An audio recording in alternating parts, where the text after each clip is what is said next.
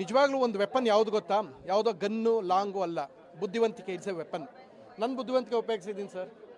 ಅರ್ಥ ಮಾಡ್ಕೊಳ್ಳಿ ಸರ್, ಆ ಸೀರಿಯಸ್ನೆಸ್ ಏನಿತ್ತು ಅಂತ. ನಿಮ್ಮ ಕಡೆಯವರು ಸುಮ್ಮನಿದ್ರೆ ಚಂದ ಸರ್, ಪ್ರೀತಿಯಿಂದ ಹೇಳ್ತಾ ಇದ್ದೀನಿ ಸರ್.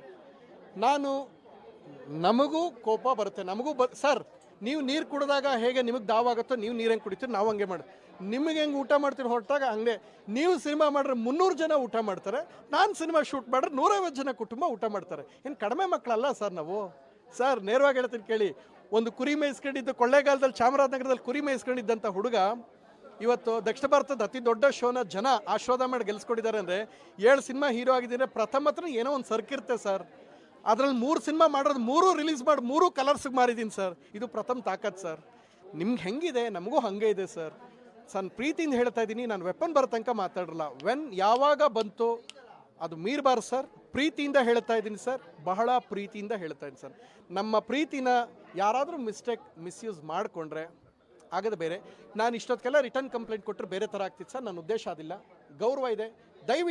ದಯವಿಟ್ಟು ನಮ್ಮ ವಿಚಾರಕ್ಕೆ ಬರಬಾರ್ದು ಸರ್, ಹೇಳ್ತಾ ಇದ್ದೀನಿ. ಈ ಪ್ರಥಮ ತರಲೆ ತುಂಟಾಟ ನಗನಾಗ್ತಾ ಇರೋದನ್ನಷ್ಟೇ ಜನ ನೋಡಿರೋದು. ಹಾಗೆ ನೋಡಲಿ ಸರ್. ಯಾಕೆ ಸರ್ ಬೇರೆ ಆ್ಯಂಗಲ್ ಯೋಚನೆ ಮಾಡಬೇಕು? ನೀವು ತುಂಬ ಸ್ಮಾರ್ಟ್ ಇದ್ದೀರಾ, ತುಂಬ ಬ್ರಿಲಿಯಂಟ್ ಇದ್ದೀರಾ, ತುಂಬ ದೊಡ್ಡ ಕಲಾವಿದರಿದ್ದೀರಾ. ಬೇಡ.